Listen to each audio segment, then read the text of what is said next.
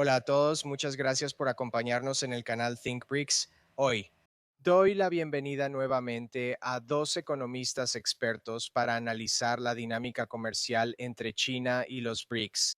Primero quiero dar la bienvenida a Andrei Jinchenko y Jin Lin para que nos acompañen a discutir esto en detalle. André investiga temas de comercio internacional, así como dinámicas de cambio estructural en el Centro de Análisis Macroeconómico y Pronóstico a corto plazo en Rusia. La investigación de André muestra que los BRICS proveen recursos a China, pero podrían tener problemas como compradores de sus productos tecnológicos. Y Jin Lin es un economista muy capacitado y experto en la economía política de China, el desarrollo industrial y el desarrollo tecnológico. Se graduó de la Universidad de Pekín en 2015. Actualmente cuenta con libros como La verdad sobre el capital y otras predicciones en su portafolio, por así decirlo. Así que quiero agradecerles mucho por acompañarnos hoy y quiero ir directo de inmediato a los datos poderosos, ¿verdad? Estamos hablando de Andre Briggs con el 40% del PIB global, pero su bajo ingreso per cápita bloquea muchas de estas ventas de alta tecnología, como los vehículos eléctricos. Gian, ¿estás de acuerdo en que los BRICS aún no son lo suficientemente profundos o ricos como para satisfacer estos mercados, como el de los vehículos eléctricos? Creo que debo decir que los países BRICS típicos actuales como Rusia o Brasil, quizá Brasil esté en proceso de convertirse en un mercado para muchos productos de tecnología avanzada. Rusia también ya lo es desde hace 3 años, pero todavía no es lo bastante grande. Debo decir que estoy de acuerdo en general con los resultados de la investigación de André, que todavía no es lo suficientemente rico ni profundo. En cuanto a la India, creo que esa es otra historia completamente diferente, porque la India sí absorbe algunos productos de China, como sabes, en los últimos 10 años en teléfonos anteriores. Pero no creo que la India pueda convertirse, quiero decir, en un mercado muy, muy grande, un mercado futuro para China. Así que ese es un tema aparte. Así que, en general, estoy de acuerdo con eso. Todavía no es lo suficientemente rico. ¿Y tú qué piensas? ¿Cómo te imaginas que China se involucraría para crear estos grandes proyectos y acceder a mercados más profundos que requieren tiempo para desarrollarse? Bien, entonces yo describiría la posible ruta futura como un periodo de transición. Es porque fuera de hoy, en el mapa de la industria global, si revisas cada industria importante o la manufactura, China siempre es el principal fabricante, oscilando a veces desde el 16% de la producción global o a veces hasta el 100% de nuestra producción. Así que China es definitivamente la mayoría, el productor predominante y dominante de todo tipo de bienes industriales. Eso significa que si el mundo occidental, incluyendo América y Europa, particularmente Estados Unidos de América, porque está profundamente desindustrializado, puedo entender que muchas personas de MAGA quieren recuperar o reconstruir la capacidad industrial para garantizar un poco la seguridad soberana de los suministros. Sin embargo, eso toma mucho tiempo. Mi estimación personal es que definitivamente se necesitan más de 10 años para construir eso o incluso más, así que eso significa que, de acuerdo con el mapa formal de la globalización en el mapa comercial, los mercados de América y Europa todavía existirán por alrededor de 10 años. En estos 10 años hay periodos de transición y lo importante es que durante ellos China, según mi sugerencia, debe construir activamente la de China.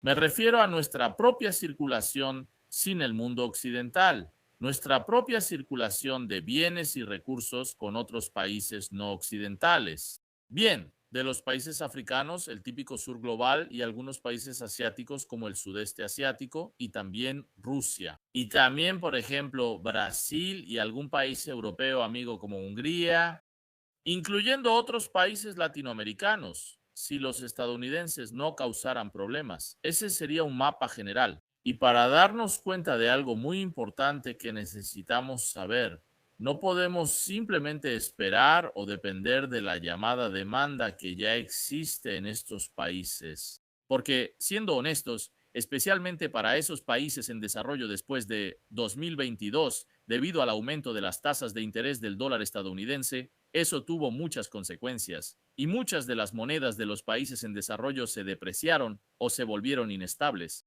Su poder adquisitivo disminuyó en estos 3 años.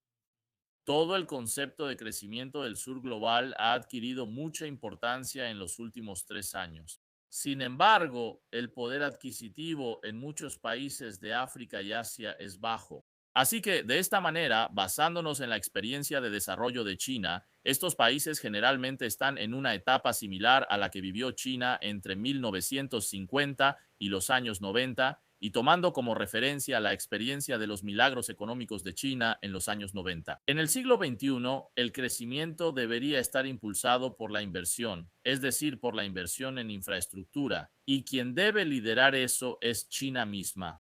Así que lo que sugiero es que básicamente se puede comparar con el Plan Marshall, ¿de acuerdo? Pero es más grande que el Plan Marshall y debería estar dominado por el yuan chino, porque como sabes, el yuan chino básicamente tiene una tasa de interés cero, así que es muy fácil. Por ejemplo, la infraestructura puede renovarse repetidamente de forma artificial, generando poder porcentual en estos países, absorbiendo la productividad china e instalando esa infraestructura en África y países en desarrollo. Y luego esto penetrará en la sociedad, generando poder, ya sabes, el nuevo poder petrogénico y comprando aún más productos industriales chinos, así que infraestructura. Consume muchos productos industriales chinos y el poder petrogénico relacionado en estos países seguirá consumiendo gran parte de la producción de China. Y también las empresas chinas, por ejemplo, las constructoras, pueden crear empleos tanto para gerentes chinos como para trabajadores locales, así que esa es la lógica económica, la circulación,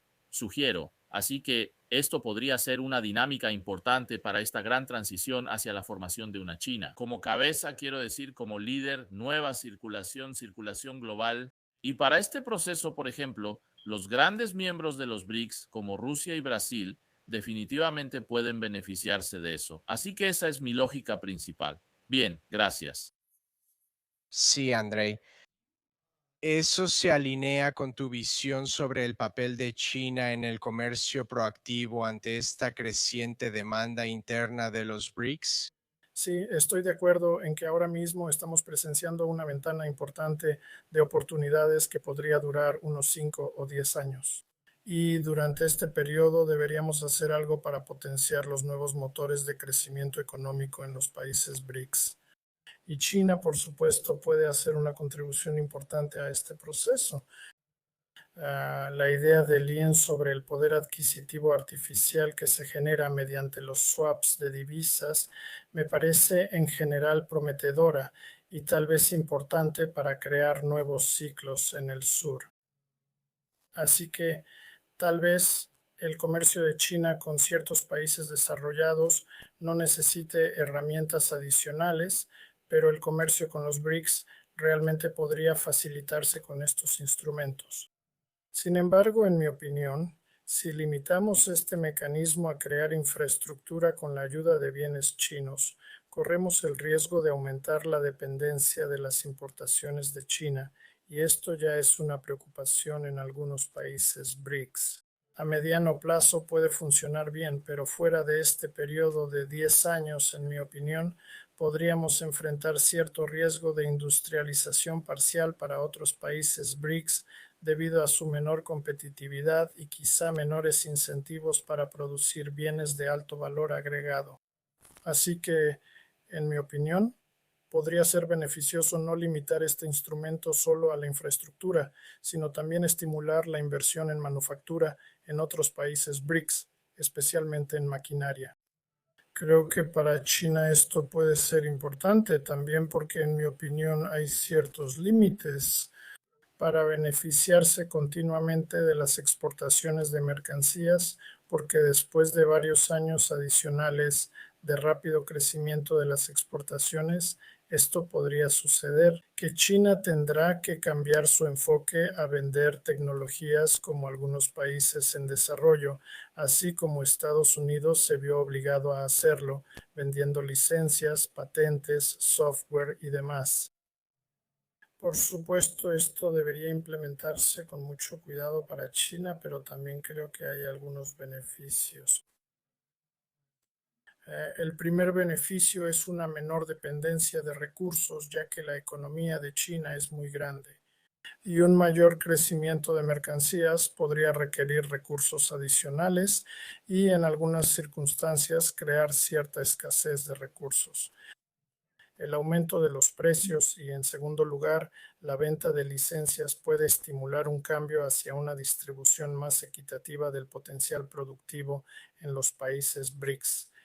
Y así, en 10 o 15 años, cuando el ingreso per cápita de China sea tal vez muy alto, sería importante que los consumidores chinos diversificaran su consumo para tener acceso a una gama más amplia de productos con diferentes características y de diferentes países. Y quizá China también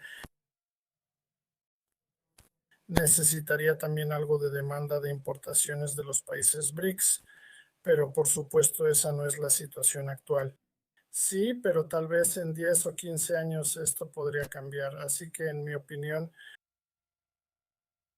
Sí, y ese es un muy buen punto porque incluso dentro de estos 10 o 15 años va a haber esta difusión, ya sabes, el impacto en el consumidor chino.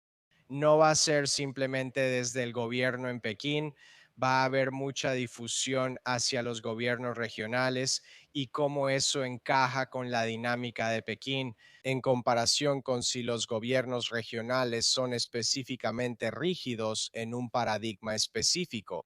Me refiero a este libro de Lan Xiaohuan que habla sobre esta rigidez de paradigma en estos gobiernos regionales. Eso realmente podría afectar los objetivos de Pekín si quieren alcanzarlos, especialmente con inversiones e intercambios. Jian, ¿estás más o menos de acuerdo con eso? Que puede ser mucho más difícil a nivel regional si ese es un objetivo que quieren lograr aquí. Sí, debo decir que el libro de Lan Xiaohuan, Asuntos Internos, es un libro muy popular, incluso en China. Recientemente escuché que muchos occidentales y no occidentales extranjeros también están hablando de eso, incluso mi esposa, ya sabes, también analistas. Ella preguntó si conocía el libro de Lan Xiaohuan y respondí que solo había oído hablar de él. Lo revisé rápido. Debo decir que no es, ya sabes, no es algo. No estoy familiarizado, no muy familiarizado. Y su descripción a la manera china es muy orgánica. Es una mentoría, aunque tal vez no sea tan de mantras en el mundo occidental, pero Lan Xiaohuan en realidad es un economista educado en Occidente, un poco pro-liberalismo en China. Él no es un personaje chino típico, es economista como yo, así que su explicación no está para nada fuera de lo que yo explicaría. Me resulta muy familiar. Así que, en mi resumen, el gobierno regional es el principal motor dinámico económico en el sistema económico chino. Y hace 20 años, por cierto. Ben Yang, me gradué como maestro en 2008, no en 2015. Debería decir que hace 20 años, cuando cursaba la licenciatura de 2001 a 2005, había un economista muy famoso de Hong Kong, de derecha y libertario, llamado Stephen Chang. Así que básicamente está diciendo lo mismo que Lan Xiaohuan está hablando hoy. ¿Cuál es la descripción? Los gobiernos regionales, provinciales o de ciudad funcionan como empresas de plataforma, casi como si fueran empresas. Básicamente así se puede ver. Los impuestos y otros ingresos, como la venta de tierras, son sus ganancias como si fueran una empresa y además tienen privilegios secretos. Les resulta más fácil conseguir préstamos de bancos, incluso comerciales, y el Banco de Políticas impulsado por China. El Banco de Demanda de China cumple varios roles fuera del país. En los primeros 20 años del siglo XXI, su papel creció aún más en China. Y sus socios cooperativos son estos gobiernos regionales. Así que estos gobiernos regionales, es gracias a estos gobiernos regionales que puedes ver muchos de los megaproyectos de Lowe en China, por supuesto. El ferrocarril de alta velocidad es una cooperación entre el Ministerio Central de Ferrocarriles de China, el antiguo Ministerio de Ferrocarriles, la Corporación General de Ferrocarriles y los gobiernos locales. Y muchos de los megaproyectos, como los puentes, de acuerdo, ves los llamados grandes puentes en la parte suroeste de China, son logros de los gobiernos regionales y ciudades provinciales. Así que lo que debo enfatizar es que el gobierno regional juega un papel muy importante en la creación monetaria, en el mecanismo de creación monetaria, en la sociedad china, en el sistema económico chino. Él es uno de los socios cooperantes más importantes. Los préstamos en bancos comerciales crean dinero al generar cuentas de depósito. Si pides un préstamo de 1.000 millones de yuanes chinos, en realidad creas esos 1.000 millones de yuanes chinos durante ese periodo y cuando lo devuelves desaparecerán. Si puedes hacerlo circular y renovarlo antes, hazlo. Ese es el secreto de la economía china. Bien, así que eso es dentro de las economías internas chinas, el papel de los gobiernos regionales. Los gobiernos regionales tienen un rol en las empresas chinas. Por supuesto, para la circulación externa, por ejemplo, el comercio de China con otros países extranjeros, los gobiernos regionales tienen dos temas relacionados con asuntos exteriores. En primer lugar, por supuesto, se trata de que las empresas dentro de esta región exporten algo para generar ingresos. Claro, están muy activos y motivados porque si se logra, no importa si es exportar a Estados Unidos, Europa o Japón. En 1990, 2000 y 2010, esa era la mayoría, y ahora también en África, Rusia, América Latina y el sudeste asiático. Todos lo hacen contentos porque es su logro político. Primero, en segundo lugar, podría estar relacionado con impuestos, el impuesto al valor agregado y muchos otros impuestos. Una segunda forma es más importante. De los años 90 a inicios de los 2010, eso es atraer inversión extranjera directa, IED. Incluso hoy, si escuchaste a nuestro líder nacional o viceprimer ministro hablar de dobles, aún lo menciona. China recibe con entusiasmo la IED y la inversión extranjera. El nivel ejecutivo suele estar en el gobierno regional. Hoy en día es menos importante porque la gente sabe que los países occidentales, principales fuentes de esa inversión extranjera, ya han dejado de invertir. Hoy hablamos de otros temas como la ODI y la inversión de China en el extranjero, entre otros. Esa es otra manera. Básicamente, el gobierno regional de China no está tan relacionado con lo que mencioné antes sobre las diferentes opiniones entre las fuerzas políticas chinas acerca de la sindicalización china, la desdolarización del sistema de comercio exterior. Las relaciones económicas extranjeras no están conectadas, ellos solo están contentos. Si se pudiera fomentar alguna actividad económica, ellos estarían contentos si eso fuera, por ejemplo, el comercio entre Rusia y China ha crecido desde 2022. Y como todos saben, debido a las sanciones impuestas sobre el SO, los grandes bancos chinos dirán que por el riesgo de sanciones no están haciendo comercio con Rusia. Entonces, ¿qué hacer? Entonces eso. Y puedo decirles, puedo garantizar que cada gobierno regional está alentando a las empresas dentro de sus regiones rurales. Si pueden apoyar a Rusia, estarán felices. Así que eso es porque Lowe no es una agencia de regulación financiera a nivel provincial. Ellos organizan todo para superar los obstáculos.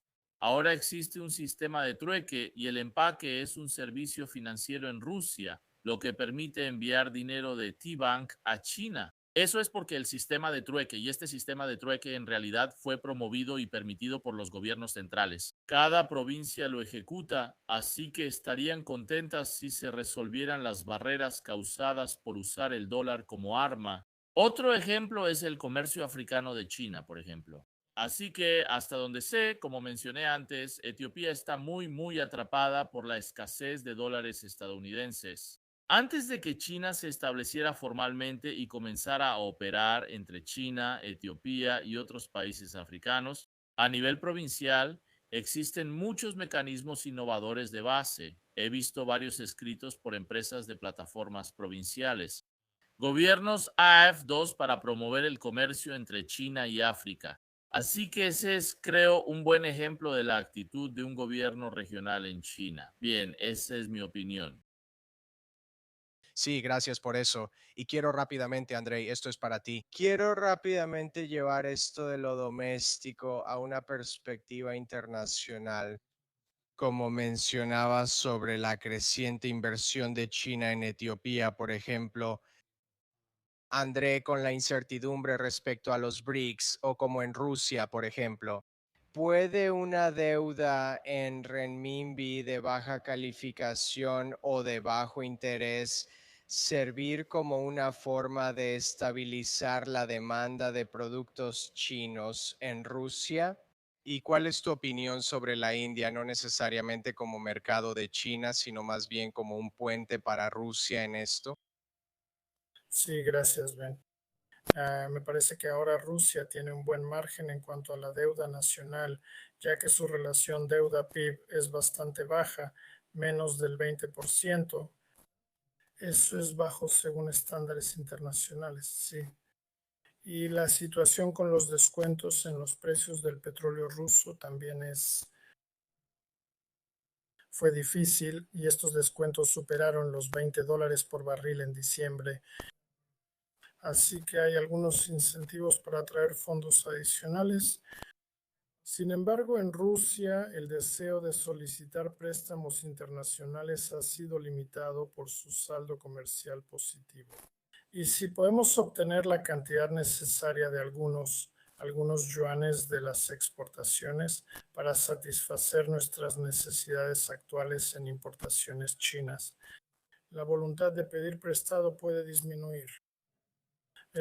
Pero por supuesto, si planeamos crecer más rápido, si planeamos implementar nuevos megaproyectos o construir nuevas fábricas, nuestra necesidad de importaciones puede exceder nuestras necesidades actuales. Y en esta situación, definitivamente habría espacio para aumentar la deuda internacional e incluir mecanismos como los que sugirió Lien. Pero también hoy el equilibrio entre la política industrial y la política de estabilidad macroeconómica en Rusia durante el último año se inclinó hacia la segunda tarea política para reducir la inflación. Ahora el crecimiento de la economía rusa se desacelera gradualmente. Así que, en mi opinión, nosotros en Rusia todavía tenemos que encontrar el nuevo equilibrio óptimo, la combinación óptima de política industrial y política de estabilidad macroeconómica, con un poco más de enfoque en el desarrollo industrial. Y de lo contrario, si no encontramos este equilibrio, tal vez aumentar la deuda nacional no sería tan útil para la economía rusa. Y en cuanto a la India, también me gustaría mencionar que este país generalmente está más cerrado a las importaciones en comparación con muchos otros países BRICS. Es fundamental que India desarrolle su base industrial. Y por eso, en mi opinión, hay dos direcciones principales para cooperar con la India, tanto para China como para Rusia. Quizá la primera y más obvia es intensificar el comercio en algunas áreas específicas. Por ejemplo, exportar maquinaria para el transporte ferroviario, que es muy común en la India, o importar medicamentos. Y la segunda dirección está relacionada con aumentar la inversión extranjera directa hacia el exterior en la India como una posible solución. Tal vez algunas empresas rusas puedan invertir en la India con la ayuda de algunas tecnologías chinas. Esto quizás sea un poco fantasioso y no está listo para implementarse en este momento. Pero si China decide aumentar sus exportaciones de licencias algún día, exportaciones de tecnologías, tal vez esta cooperación trilateral sería posible en el futuro. Gracias. Y Jian, ¿cuáles son tus pensamientos sobre la respuesta de Andrei aquí? Creo que Andrei mencionó dos temas. Uno es las decisiones internas de Rusia relacionadas con su situación económica. En segundo lugar, se trata de temas de la India, así que puedo responder uno por uno. En primer lugar, debo decir que soy uno de los pocos economistas chinos que tiene múltiples experiencias en Rusia. He viajado muchas veces en los últimos 3 años a Rusia y me he reunido con sus economistas de varias escuelas y con funcionarios de alto nivel como ministros.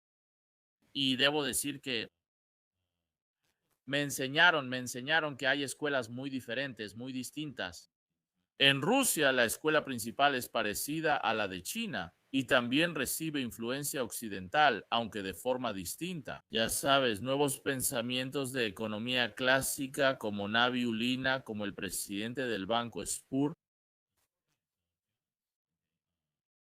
Yalif y otros más. En la ciencia económica rusa, tal vez están más preocupados por el tema de la inflación, por el tema de la deuda nacional. Y para los chinos me sorprendió mucho saber que el nivel de la tasa de interés rusa llegó a alcanzar el 21%. Por mucho tiempo, creo que más de medio año, 5 años en 2024, ahora bajó a 14, 15 o 16%, no recuerdo bien. Otros chinos se sorprenderán por este interés.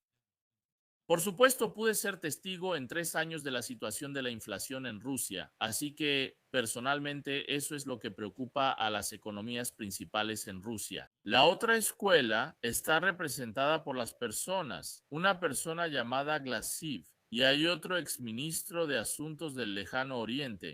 Ellos promovían volver a métodos de la época de Stalin y crecimiento acelerado. Y por supuesto son más nacionalistas y patrióticos, pero hasta donde sé, solían ser poco convencionales, pero ahora están ganando más influencia. Así que esas son dos formas de pensar en Rusia y como las economías principales todavía controlan el Banco Central ruso. Así que, en realidad, como lo describió Andrés, ahora intencionalmente enfrió la economía y de hecho la economía rusa se está desacelerando. En 2025, según se llegó a su máximo en verano de 2024 y ahora baja. Creo que para resolver la situación rusa se trata de muchas cosas, desde la inflación hasta el COVID, pero aún quiere fomentar el crecimiento económico, así que impulsa una gran agenda para los grandes proyectos. Hasta donde sé, no saben cómo implementarlo y también enfrentan un desafío con la población.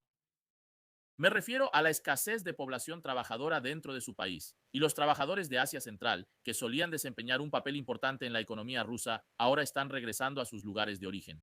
Debido a los proyectos en los que está involucrada China, como por ejemplo el ferrocarril China-Kirguistán-Uzbekistán que se está desarrollando allá. Kirguistán y Uzbekistán han tenido gran prosperidad económica en los últimos 2 años, lo que representa desafíos para Rusia. Ahora, hasta donde sé, no hablo de la inflación del combustible porque reconozco que es un problema, pero sí, hablo con muchos amigos rusos, incluso con sus estrategas, sobre cómo resolver la escasez de trabajadores, especialmente cómo resolver la escasez de trabajadores. Podríamos cumplir el proyecto de Lowe y evitar la inflación. Esa es mi sugerencia. Fue claro y bien recibido por mis amigos rusos, pues llevar elementos del sur global a Rusia busca evitar una crisis migratoria en Europa. Eso se centra en el tamaño de la construcción. Y para esas empresas rusas ahora son compañías privilegiadas, responsables de estas tareas estratégicas nacionales, pero no están familiarizadas con cómo hacerlo. Ellos pueden ser el contratista general y subcontratar a una empresa china, como la CCC China. Está bien, Craig, todas esas. CIEC es la Corporación de Ingeniería Ferroviaria de China. Es una gran experiencia con un constructor de ferrocarriles. Y tenemos trabajadores etíopes que construyen muchos ferrocarriles en África y los traeremos a Rusia. Y entonces no necesitas valorar eso. Es decir, los trabajadores etíopes vienen a las ciudades rusas a hacer acoso. No hay problema. Y luego pagas, siempre pagas. Pagas en rublos, no pagas en dólares. Y de hecho el Banco Central creó rublos para pagar esto. Puedes llamarlo imprimir dinero o crear dinero, pero en realidad fue poner más dinero en circulación. Como mencioné con China y el sur global, Rusia podría incluirse, como ya sabes. ¿Por qué hablo de la circulación del yuan chino en la ONU? No mencioné mucho a Rusia ni el comercio natural. Por ejemplo, el comercio entre China y Rusia se liquida principalmente en rublos y yuanes chinos. En cuanto a la creación de dinero mediante préstamos, no menciono a Rusia porque para los rusos, el Banco de Políticas chino será el principal vehículo de creación monetaria para la menor circulación. Son muy sensibles con respecto a Rusia. Por ejemplo, el Banco de Desarrollo de China y el Banco de Exportación e Importación de China, los dos principales, evitarán tratar con Rusia en la menor cantidad de circunstancias posibles. El Banco Central ruso debería tener un papel importante, aunque según las doctrinas de Danvik-Ulina, esto le resulta muy difícil. Pero si Glassiev fuera el gobernador del Banco Central ruso, definitivamente estaría de acuerdo con eso. Así que depende del líder nacional, de la decisión del presidente Putin. Y hablé, por ejemplo, con algunos pensadores estratégicos que apoyan eso. Rusia debe enfocar su desarrollo hacia el este, como Siberia y el lejano oriente. Él está de acuerdo con esto actualmente. Rusia está importando trabajadores indios para tareas diarias como la limpieza para sustituir a los trabajadores de Uzbekistán. Debo decir que eso pasará, no comento al respecto. Noté que los trabajadores indios, los trabajadores norcoreanos y, hasta donde sé, tal vez trabajadores de Sri Lanka y de Myanmar, todos están llegando a Rusia. Eso podría ser un fenómeno y los trabajadores etíopes vendrán algún día. Pero mi sugerencia es que debería estar bajo una gestión adecuada y de manera eficiente, como la gestión de empresas chinas súper grandes, me refiero a empresas constructoras, primero constructoras, así que eso es para los rusos. Mi opinión, y para la India puedo ser muy directo, primero China, no creo que China lo haga como una política nacional, porque aprendimos mucho, aprendimos una lección difícil hace 10 años. China no participará en la construcción de infraestructura de la India, incluyendo la construcción interna de ferrocarriles. No hay ninguna posibilidad. Y personalmente estoy de acuerdo con eso, porque basado en el realismo geopolítico, la India es el único país que tiene potencial. India aún está muy lejos de ser un superpaís como China. Es comparable a China en 1995. Mi sugerencia personal, incluyendo su moneda, la rupia india, es que la rupia india es como el yuan chino en 1995 o antes de 1998 y todavía está en una etapa temprana de desarrollo, pero tiene un potencial enorme. Admito que de esta manera, considerando que la India siempre está, ya sabes, especulando sobre los grandes bloques geopolíticos. Hoy China está de un lado, Mónica está de otro lado, siempre está moviéndose por aquí. China no se involucraría directamente en la construcción interna de la India. No, pero según entiendo, Rusia tiene muy buenas relaciones desde lo psicológico hasta lo diplomático con la India. Mi sugerencia es natural, no nos oponemos intencionalmente a la India, pero para todos estos asuntos indios, mi sugerencia es que Rusia actúe como intermediario o como parte mediadora entre ellos, porque mantiene buenas relaciones tanto con nuestros países como con la India. No creo que las empresas chinas vean ahora a la India como un gran mercado potencial para sus productos. Y también debería mencionar la sugerencia de Andrés sobre que los consumidores chinos importen más de otros países británicos. Así que situaciones actuales como esa en realidad se notan. No es como dicen los medios económicos occidentales, que afirman que el consumo en China está deliberadamente suprimido. No, en realidad la situación de China es que quizá debería decir sobre el consumo. Por ejemplo, en bienes industriales el consumidor chino es el más afortunado del mundo por el nivel de precios al consumidor, porque podemos comprarlas muy barato. Así que creo que a nivel material y físico el consumo en China no es bajo, somos normales o incluso altos. El problema en la sociedad china es que eso significa deflación. Y la deflación generará presión a nivel corporativo para cada empleado, así que cada empleado sentirá esa presión. Ese es el problema chino. Por eso creo que esto debería expandirse, incluir otros países y luego crear mercados artificiales. Y para que los países BRICS exporten a China, el problema es, por ejemplo, Rusia, Brasil e incluso India, qué tipo de productos a nivel de consumidor pueden producir para el mercado de productos chino. Veo que el gobierno ruso está trabajando muy duro para impulsar sus productos en China y los consumidores chinos están muy dispuestos a comprar bienes de consumo rusos, te lo puedo garantizar si es que hay alguno. Así que lo que intentan vender son muchos alimentos, alimentos rusos. Entonces, por supuesto, tienes que considerar el gusto del entorno nacional. Así que hasta donde sé, especialmente en los últimos años, si hay productos rusos, especialmente auténticos productos rusos que se ofrecen a los chinos, muchos chinos los comprarán, no hay problema. El problema es que debido a que en Rusia y Brasil también ha habido desindustrialización en los últimos 20 años, así que hay muy poca capacidad de suministro a nivel de consumo en estos países. Tres países principales, China también, al igual que los países occidentales, Estados Unidos no tiene mucho que exportar a China en cuanto a bienes industriales. Algunos de, por ejemplo, los teléfonos de la marca estadounidense Apple en realidad los fabrican en China. Bueno, me refiero a que en China y en Estados Unidos. Así es la situación. Son mis comentarios personales sobre este tema. Gracias.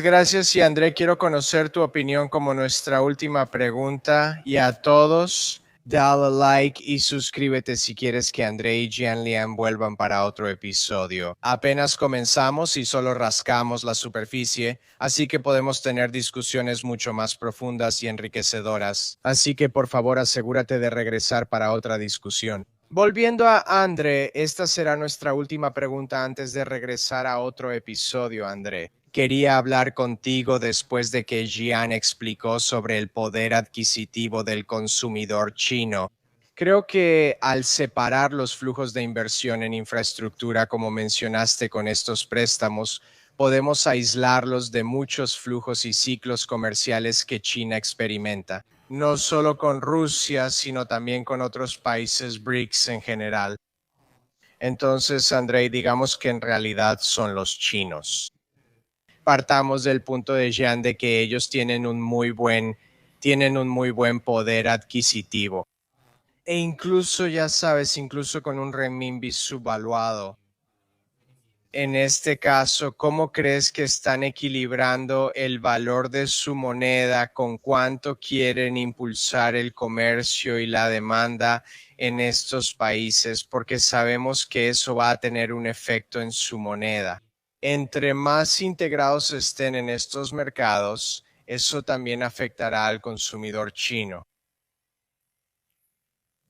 Sí, creo que el renminbi chino está subvaluado en este momento. Sí, pero me gustaría hacer algunos comentarios adicionales sobre este tema. Si sabemos eso. Hay varias medidas del tipo de cambio, como el tipo de cambio efectivo nominal o el tipo de cambio efectivo real, y la diferencia entre ellos es el diferencial de inflación. Esta es la diferencia entre la inflación en China y otros países.